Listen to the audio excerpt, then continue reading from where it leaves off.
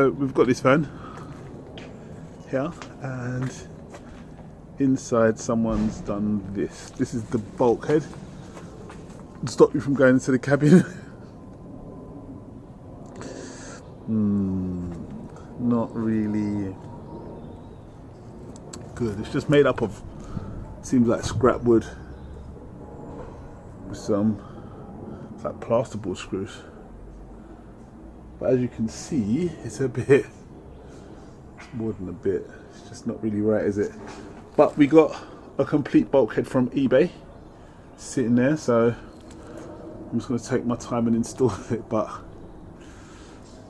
yeah, it's not good, is it? People have got to make a better effort, I think, if you're going to do stuff like this. Anyway, let's try and take it off.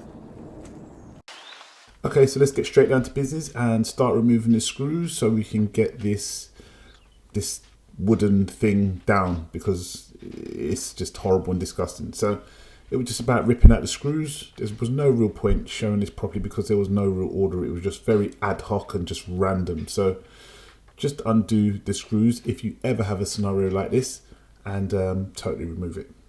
So here's the bulkhead. It's really, really simple.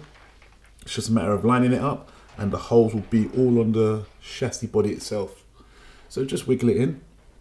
My one got a bit bent from laying down for too long, but really easy stuff. Just wiggle it in, get it in the space. You might have to give it a few kicks and a few knocks. Maybe a rubber hammer would help you, but I found it easy just doing it like this. So just get it in position and try and locate some screws. Now I started off by just locating a few screws by hand just to hold it in place, but I'm using a bucket because I'm lazy, obviously. And once you've got a few in place, then you'll still have a little bit of wiggle room to move it around, so you can really find a position and get the screws where they're supposed to be. Because like I said, this one got a bit bent, a bit twisted up just being on the floor, but it really is just a matter of screwing in these Torx screws all around the circumference of the bulkhead itself. The ones on the floor were a bit rusty, maybe because it's a bit prone to water, but you know, this is really, really cheap. This bulkhead only cost me £50, and it's just night and day, and it makes the van look a whole lot tidier. All done in no time at all. Get yourself one of them electric screwdrivers, they are amazing. So as you can see, there's some other little contraption they put here, but it was just another piece of scrap wood that was making it really look untidy. So I ended up dragging that down and getting that away. And you can see there's a million screws in there. For what reason, I really don't know. But it was also kind of making the side entrance smaller. It was infringing on the side entrance. So I just pulled that down, undid that, pulled that to the side, and made it clear. So looking at the state of it, I just decided to get some paint from my local hardware store. Some brilliant white. It was just the cheapest paint I could find. It was actually just a £5. It was in clearance. I was well happy. So with my bit of paint and my brush, I just decided just to tidy up the interior lining. Really simple. Just if you've painted in your house before, I just went around the edges with this 1-inch brush, I think it was. Just started just to prepare it for painting.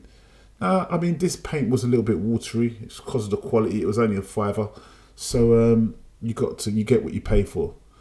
But the idea to do this was not for perfection, but it was just to improve the interior look of the car.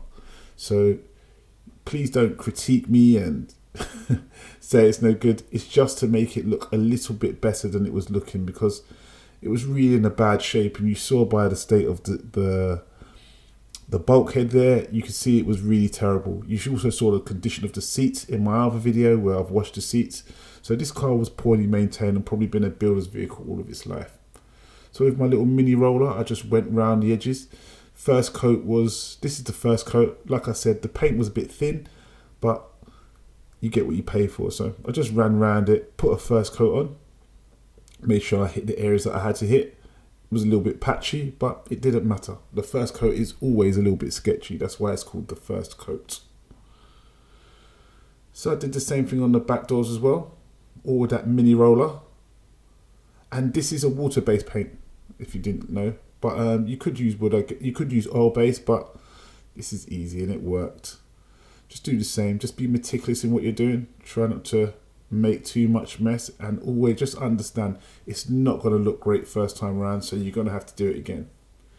So this is me just running it again with the second coat, which was a lot better. It made it look a lot more fuller when you was close to it. And I did exactly the same thing as before, just meticulously went round it and tried to make an improvement. So these are the little things you can do for very small amounts just to improve it. Now, I could have ideally done the floor, but we didn't have time for that, to be honest. So let's just have a recap.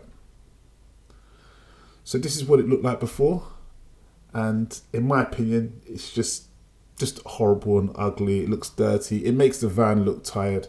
So I was really trying to I wasn't going for perfection like I said before. I was just going for improvement.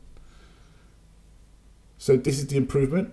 Now, in my opinion, I think it's much better. The only thing that's letting it down is the floor. But you can see for just a little bit of elbow grease, a little bit of time and some virtually no money, you can get really good results. Anyway, hope you enjoy it. Don't forget to comment, rate, subscribe on the video. Thank you for watching.